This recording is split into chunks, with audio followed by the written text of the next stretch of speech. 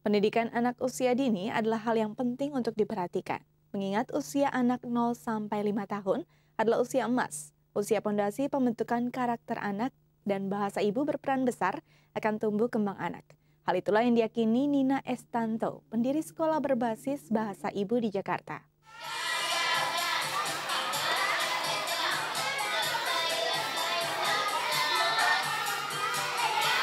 Lihatlah anak-anak ini.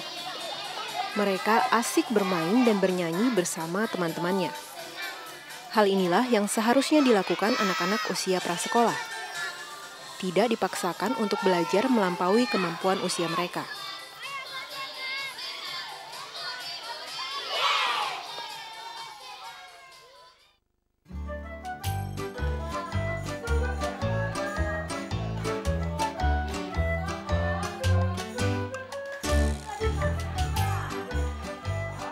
Prinsip ini diyakini oleh Nina Estanto, pendiri Sekolah Putik, sebuah pusat edukasi prasekolah usia 1 hingga 5 tahun yang menggunakan edukasi berbasis bahasa ibu. Menurut Nina, menguasai bahasa ibu sejak usia dini adalah awal dari kecerdasan anak untuk menerima ilmu pengetahuan dan bahasa lainnya.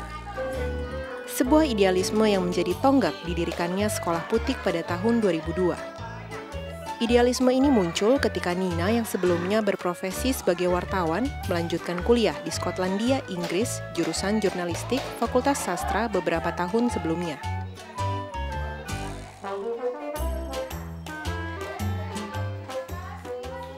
Satu hal yang saya buat terkesan, ada seorang dosen saya, dia seorang senior wartawan juga di BBC, dia tuh mengungkapkan satu kalimat yang dia bilang gini, bahasa itu menunjukkan logika kamu, ya. Dan itu emang ada teorinya, saya lupa teorinya di siapa ya. Bahasa itu berhubungan dengan logika kamu. Ketika kamu sudah menyampaikan itu sesuai dengan logika berpikir kamu, akan terlihatlah bagaimana kecerdasan kamu, bagaimana tingkat pengetahuan kamu dari situ. Nah, dari situ saya pegang sekali, memang oh iya, saya ngelihat memang ketika saya lihat teman-teman saya yang di sana itu bahasa, memang kenapa orang-orang Inggris itu kan terkenal pengarang-pengarang ya, Harry Potter segala macam dari Inggris. Saya mempelajari, oh iya, karena mereka dari kecil itu memang dididik untuk bisa berbahasa dengan baik.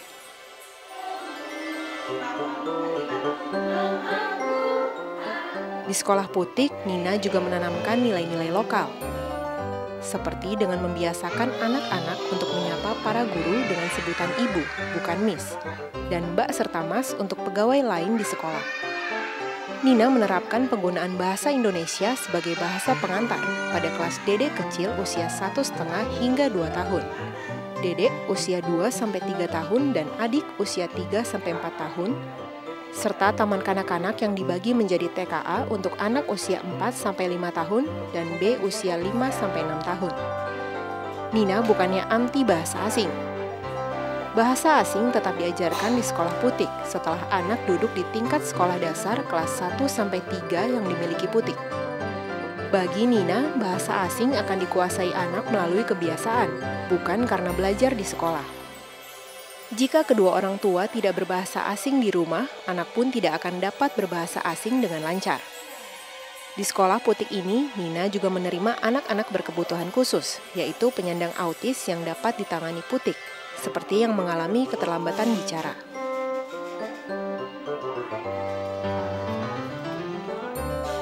Kita lihat ternyata sebenarnya keterlambatan bicara yang dialami oleh anak-anak yang waktu itu ya kebetulan masuk di Putik itu sederhana kok. Pertama, orang tua nggak sabar memperkenalkan bahasa kedua pada mereka. Bayangin anak umur setahun, jarang ketemu orang tuanya, sekalinya ketemu diajak bahasa Inggris.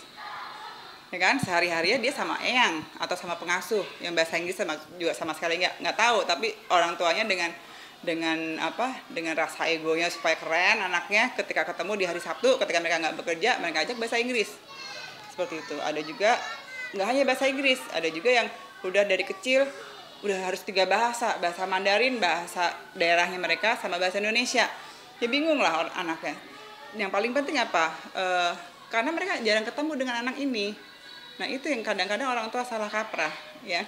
Jadi mereka ingin memasukkan semua idealisme mereka dalam kepala ke dalam anak ini, tapi mereka nggak punya waktu. Mereka hanya mewakilkannya pada pengasuh, mewakilkannya pada sekolah. Sementara ketika mereka punya waktu dengan anak-anak, mereka lupa bahwa ya itu semua itu perannya harusnya ada di tangan mereka. Bagi Nina, sistem pendidikan yang diterapkannya lebih menekankan pada pengembangan keterampilan sosial, seperti cara anak bersosialisasi atau berinteraksi dengan anak lainnya atau lingkungan sekitarnya, budi pekerti, dan agama.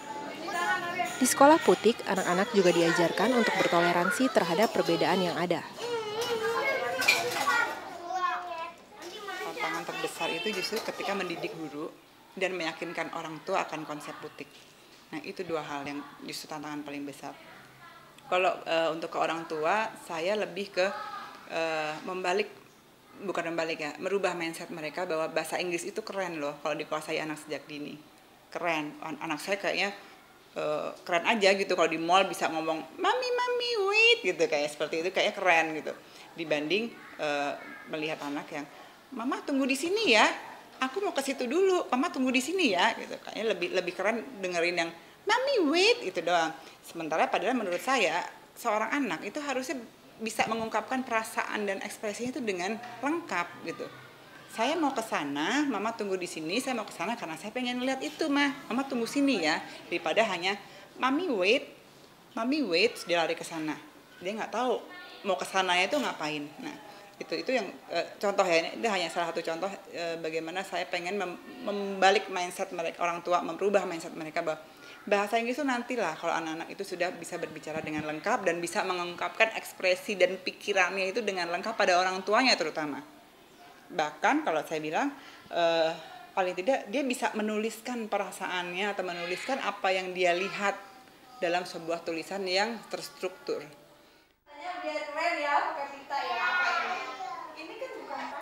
Nina memastikan tenaga pengajar yang mendidik anak-anak di sekolah yang didirikannya ini benar-benar memiliki hati untuk menjadi guru, sekaligus sahabat anak-anak. Karena tanggung jawab yang diemban menyangkut masa depan anak-anak. Manfaat sistem pendidikan yang diterapkan Nina di sekolah Putik juga dirasakan oleh orang tua murid.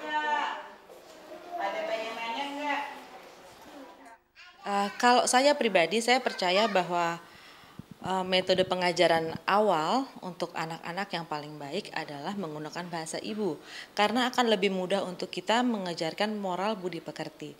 Dan saya melihat banyak progres dari anak saya untuk kemampuan berbahasa Indonesia yang baik dan benar, dan juga untuk bertindak dan sopan santun sangat mudah diterapkan dan mereka mudah untuk mencernanya. Saya sih masih pengen untuk kedepannya gitu ya. Ya itu tadi. Anak-anak Indonesia ini punya rasa bangga gitu bahwa dia itu orang Indonesia gitu. Dengan cara apa? Ya dengan cara mereka mencintai nilai-nilai lokal mereka sendiri. Jadi paling sederhana aja, mereka masa bangga memanggil bapak ibunya dengan ibu, bapak, ayah, bunda gitu daripada dengan daddy atau mami gitu. Kayak keren gitu. Itu aja sih paling sederhana. Paling enggak mereka bangga ketika mereka harus bercerita dalam bahasa Indonesia yang terstruktur dibanding bahasa Inggris tapi cuma 2 menit misalnya gitu.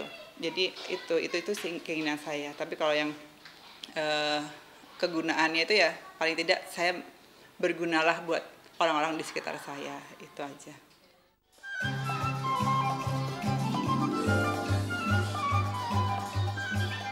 Bagi Nina, anak-anak seperti Putik atau cikal bakal bunga atau buah yang nantinya akan berguna bagi kehidupan. Putik ini harus dijaga dan disemai dengan baik untuk mendapatkan hasil yang bagus. Mengedepankan penggunaan bahasa Indonesia yang baik dan benar sejak dini, serta keterampilan sosial dan kemandirian, diharapkan dapat menumbuhkan anak-anak yang cerdas dan bahagia.